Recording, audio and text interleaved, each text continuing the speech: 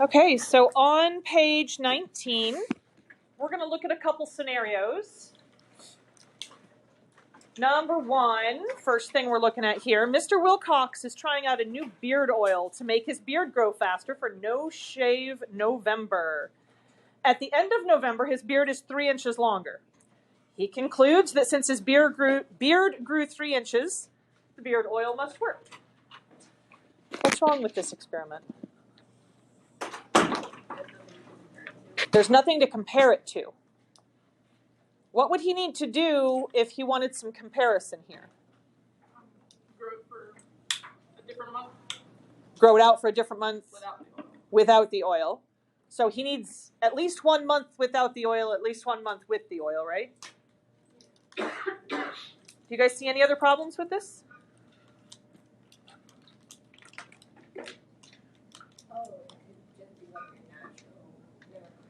Yeah, no, that's you're absolutely right. And I think that's why the suggestion was made, that he needs to do it 1 month without, 1 month with.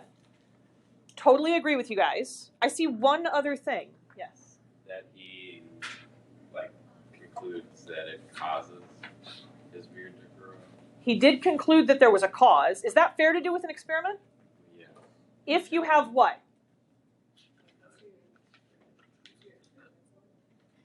We need at least 2 treatments, right? So like with oil, without oil. There's something else that's really important. We need groups of, you said at least 2?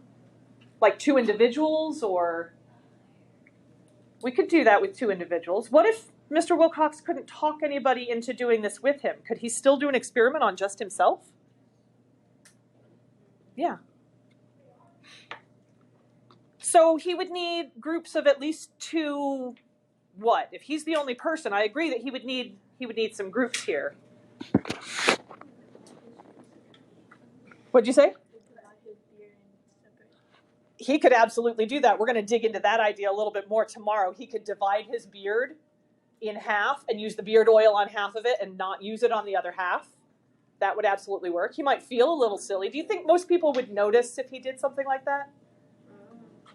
I mean, unless he shaves a little line down the center, I don't think it's going to be super obvious, as long as he's not lathering the beard oil on so that's really, really noticeable.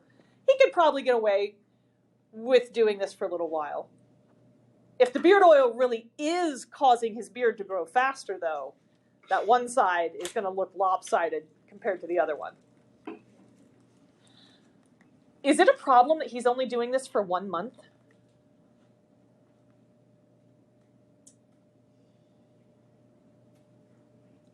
I feel like that's an issue because I don't know about you guys, but my hair doesn't always grow the same rate every month.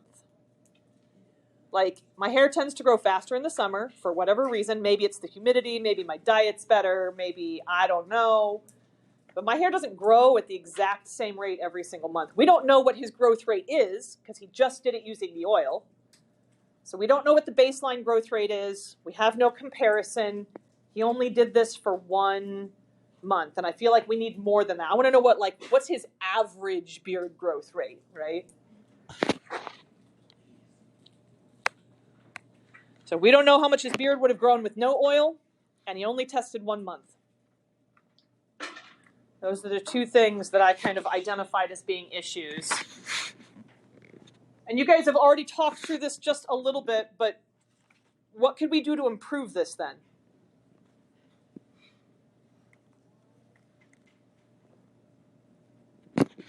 How could we fix the problem that we don't know how much he would have grown with no oil?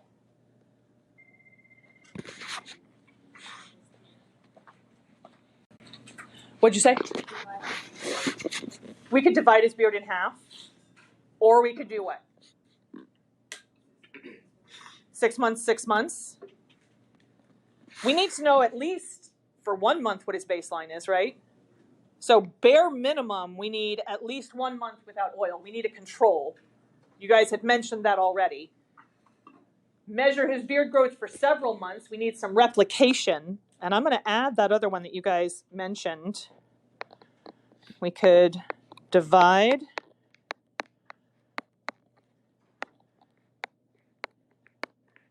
his beard in half.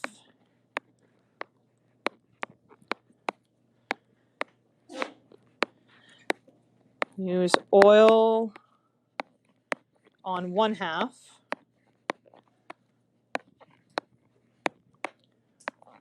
And no oil on the other half.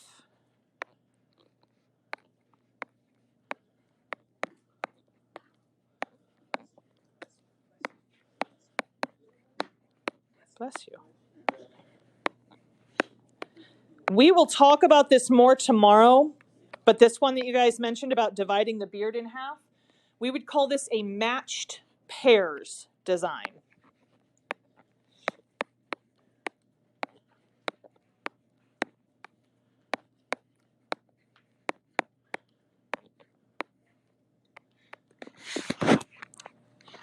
Since both halves of the beard are on his face, one half of the beard would match very closely with the other half of the beard, at least in original conditions.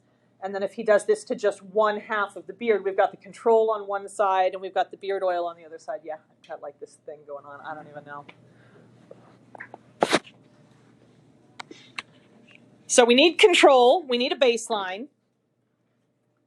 We need to measure this for several months, both with and without the oil. That's that replication piece. I don't know how much you guys have talked about this in other classes, but replication is really important in experiments. In large-scale experiments where they might not be able to do the same experiment over and over and over, they get replication by having a lot of people involved, where you can look at this individual and this individual and this individual. And if on average between all those people we see improvement in our treatment group and in our other treatment group where they are control, if we don't see the same kind of average improvement.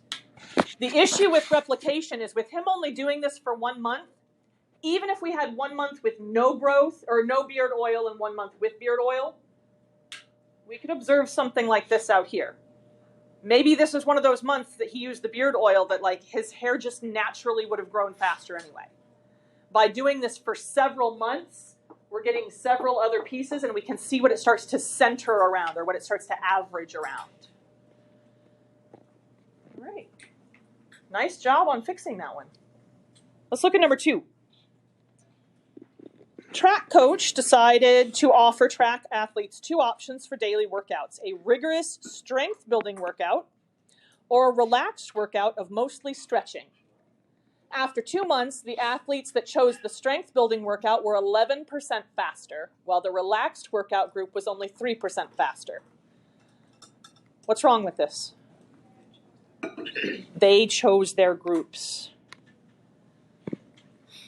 If the athletes are doing the choosing, is this an experiment? No. So what he actually did was an observational study. It doesn't even qualify as an experiment.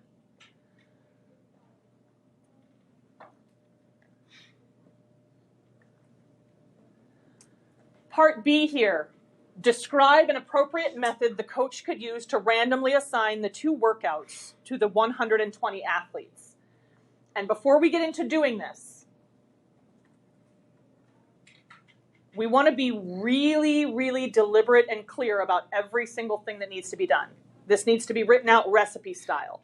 Like there's certain things I know when I go to make a cake I'm definitely going to need. I'm going to need flour, I'm going to need eggs, I'm going to need milk. But I don't know in exact what amounts. And depending on what I'm making, sometimes they're really particular about the order. So we need to walk through this description of how to do it in detail and in the order that we would want to see it done. Leave nothing up to chance or to the reader to decide. So if we're going to randomly assign these 120 athletes to the 2 workout conditions, what's the very first thing that we have to do? Number all the people. We've got to label all of our athletes for starters. So we're going to label them 1 to 120.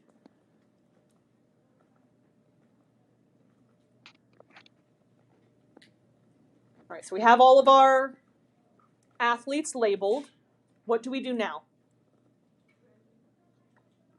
Random number generator. What do we want our random number generator to do for us? Select 60. Unique numbers. Select 60 unique numbers. Would it be okay if my random number generator pulled up the number 230 randomly? Why not? There's only 120 athletes. So let's add this to the description. I want my random number generator to select 60 unique, different, non-repeating numbers between 1 and 120.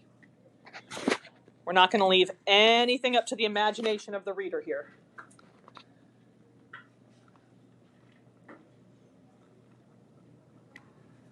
All right, we've numbered our athletes.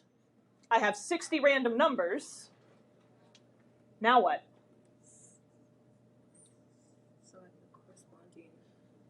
Select the corresponding athletes that go with those numbers. And then what are we going to do with those selected athletes? We're going to assign them. What are we going to assign them to do? Which one? Remember, we're not leaving anything up to the imagination of the reader. Which of the workouts are we going to assign these athletes to? Strength one is the one that I heard first. You just have to make a decision here. Let's go with the strength workout. So the athletes corresponding to these numbers are assigned to the strength workout.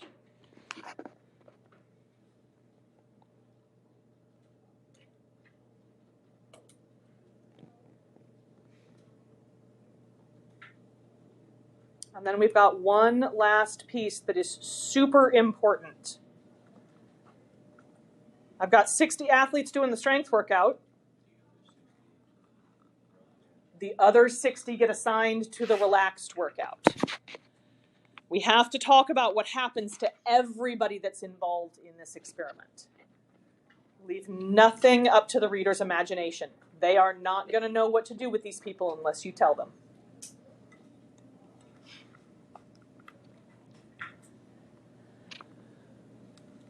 What's the benefit of using random assignment? What does it allow us to do that letting them self-select does not allow us to do? What'd you say? No bias. It's going to reduce our bias. There's something really specific that I want to be able to say at the end. What'd you say? We're going to control for confounding variables. Yes, my random assignment helps to control for those confounding variables, so people that are just naturally more motivated are spread equally between my two groups. That people that are just naturally faster are spread equally between my two groups. I want to control for those confounding variables because I want the only major difference between these two groups to be which of these two exercise regimens you've been assigned to. And if that's the only major difference between my two groups, everything else has been controlled for, what can I say at the end? Let's say that we still saw 11% faster in the strength workout group and 3% faster in the workout group. What'd you say? That it was an experiment and not an observational study.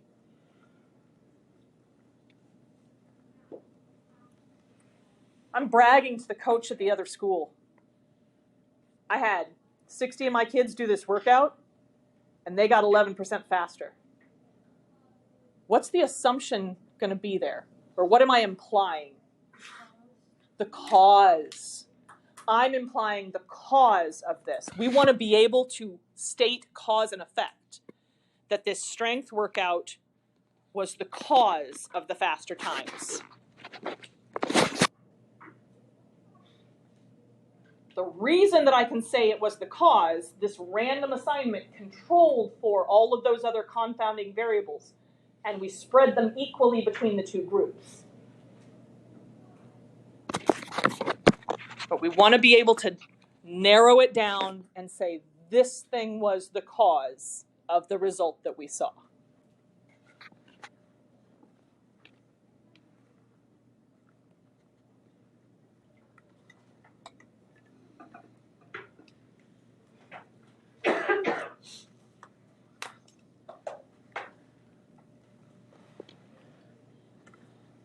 Last one on this side. On a recent test day, an AP statistics teacher wanted to determine if smart pills would improve grades. As students walked into class, they were randomly assigned a pill that said either smart pill or sugar pill on it. The test scores were significantly higher for the group of students that took the smart pill. What's wrong?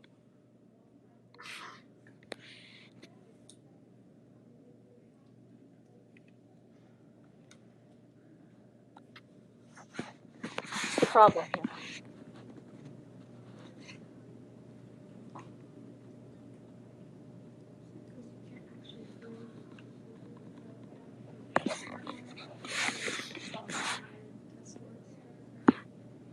We can't, well, it says that they randomly assigned, right?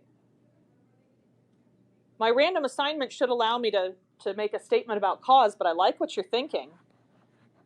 Like if we don't know that there's actually something different about the smart pill, let's assume that there is something different about the smart pill. What'd you say? Okay, yeah. Like a placebo effect. Talk to me more about what you mean. Since they know that there's supposed to be an effect, they are going to just think it regardless. There we go. Students knew which treatment they were getting. We're going to end up with the placebo effect. Is that what you had said? Quietly into yourself. Oh my god.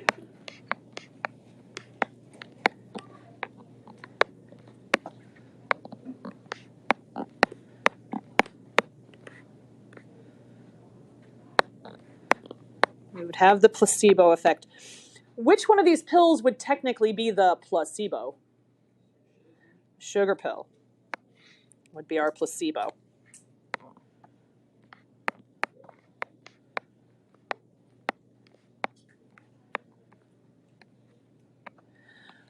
So what could we do to correct for this? Don't label the pills. Absolutely. Don't label the pills. Does anybody know what we would call that if I just take away the labeling on the pills so that the students don't know which one they're getting? Single blind. Nice job.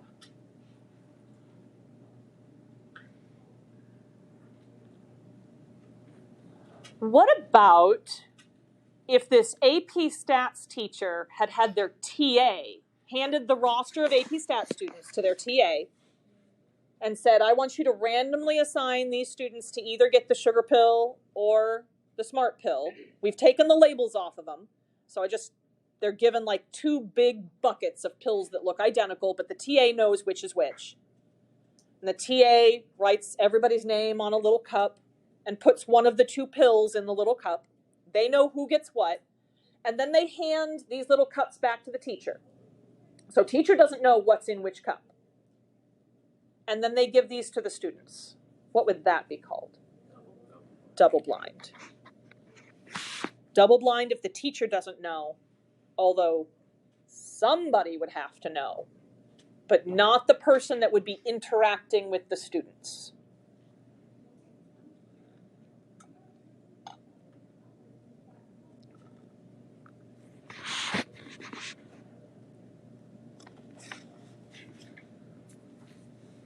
All right. Let's flip this over.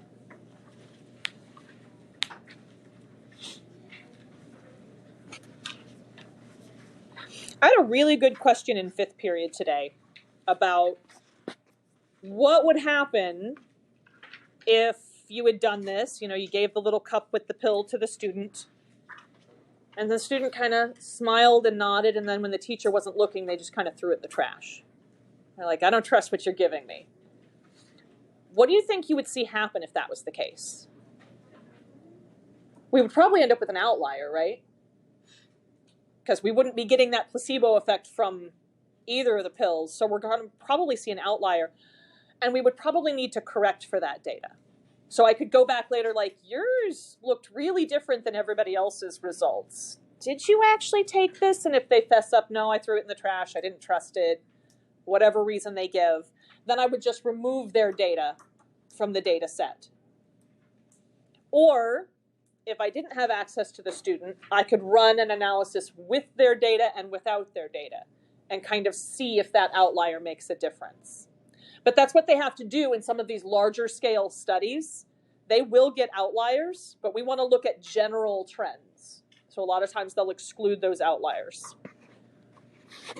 All right, 3 big learning topics for today. Well-designed experiments. Well-designed experiments have 4 components to them, and we looked at all 4 of these in these what's wrong with these experiments things. We need comparison, so you have to have 2 or more treatments. Even if one of those treatments is you're not going to do anything, that's still an assigned treatment condition.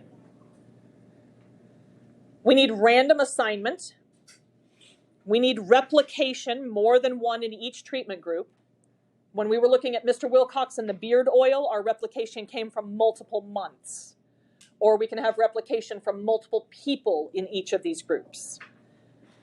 And then control. We want to keep all the other variables as constant as we can. Thank you. Random assignment. We use this so that we can show cause and effect. To do our random assignment, first we have to label. Then we have to randomize, and we need to describe in detail how we are randomizing and how we are labeling. And then we need to make our assignment. Placebo effect, when a fake treatment or a placebo works. And then we have blinding to help control for that placebo effect. When the subjects don't know, it's a single blind. When the experimenters or whoever it is that's interacting with the participants and the participants themselves don't know, then we call it double blind. I'm going to give you guys about 5 minutes to read through the description of the study down in the Check Your Understanding. And I want you to answer those 4 questions to the best of your ability. On the very last one where it says to outline an experiment, you can draw a picture, like a mind map kind of thing, or you can write bullet points. Just need like a basic overview of how you would set this experiment up. Take about 5 minutes to do that.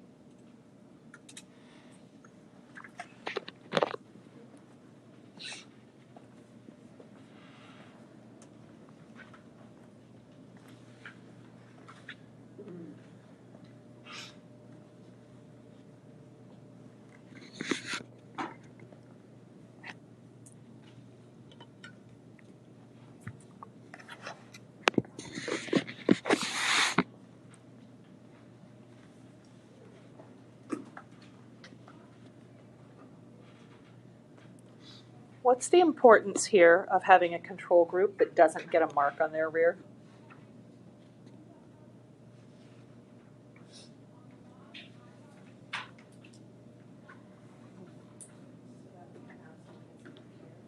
That's absolutely true. So that we can have something to compare against. It gives us a baseline for comparison.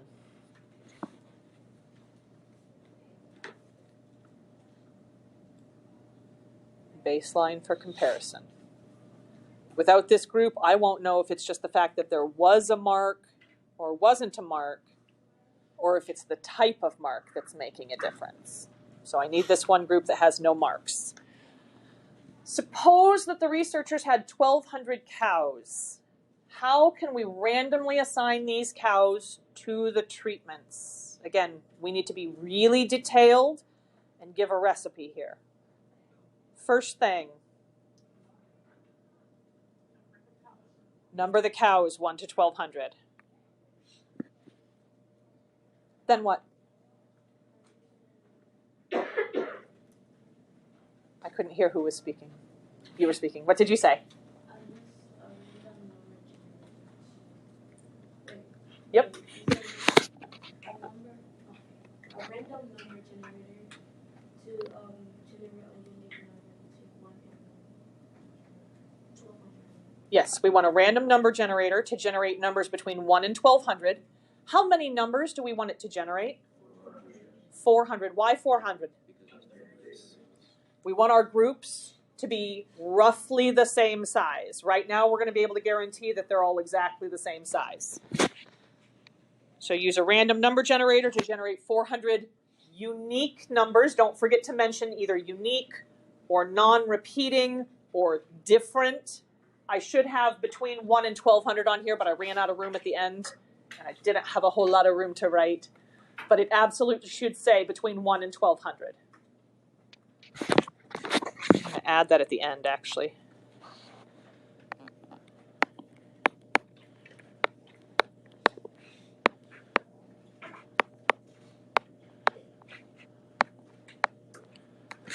Make sure you're mentioning either unique or different or non-repeating numbers.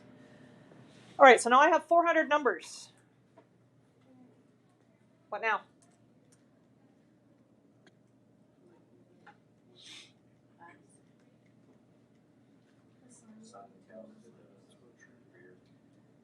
Assign them. Assign who? The 400 corresponding cows get assigned to eyes. Sounds good. We have to make a decision. I'm fine if we decide eyes this time. So assign the corresponding cows to get the eyes. Now what? I need to repeat this process, right? So I can either take all the remaining cows and label them 1 to 800, use a random number generator to generate 400 unique numbers between 1 and 800. I can write that all down, or since I did such a good job of describing in detail what we're doing at the beginning, I can now say that I'm just going to repeat this process. We know there's 400 less cows because we took 400 out. So you can either write it all out, or you can say to repeat the process to get 400 different cows to get the crosses. And then there's one last piece that needs to be here. Remaining 400 cows get no marks. We have to talk about how all 3 of my groups gets filled and who is being assigned what. Why is the random assignment so important here?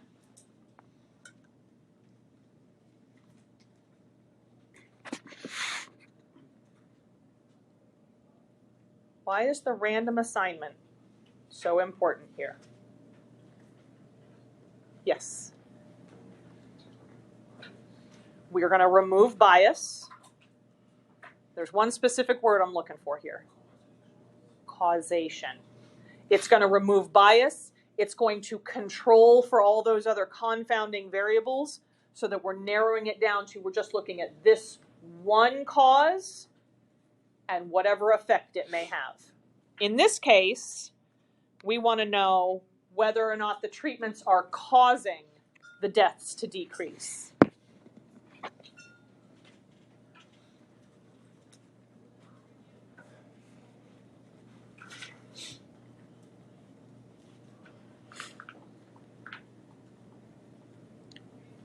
Anytime we're doing an experiment, the whole purpose of doing an experiment over an observational study is so that we can determine cause. All right, and then the last question here was to create an outline showing a completely randomized design for the experiment. One thing that I want to pause here and say is an outline is a great starting place if you are asked to describe how to set up an experiment, but the outline alone would not be enough. Just like how in English class, if you're asked to write a paper, if you just turn in an outline, it's going to be like, that's a great skeleton. Now fill it out with some actual words and paragraphs, right? So I drew kind of like a visual mapping to help me do this. So I would start with my 1,200 cows. If I was then writing this out, describing my experiment, my paragraph would say something like, label the 1,200 cows. And then we are going to randomly assign, which we described above. But the next thing that I would do if I was writing my paragraph is I would actually repeat how I'm doing this random assignment here. We end up with our 3 groups, 400 cows in each of the groups. And they get assigned to a treatment. So group 1 gets assigned to the eyes. Group 2 gets assigned to the crosses. Group 3 gets no marks at all. And then what do I have to do at the end?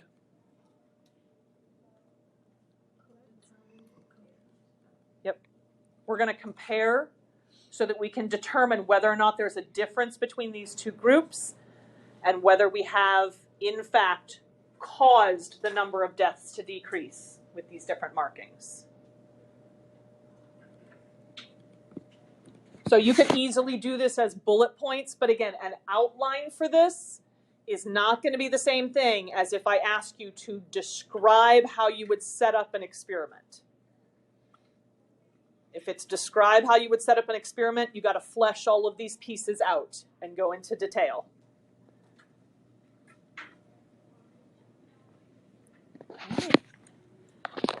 That's everything we needed to cover for today.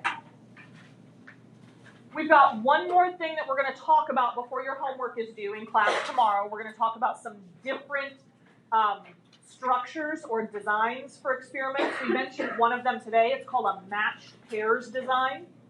So we'll talk about 2 different experimental designs beyond just the completely randomized design that we've talked about. If you guys have not done the reading in the book yet, please go in and do that reading, pages 269 to 289.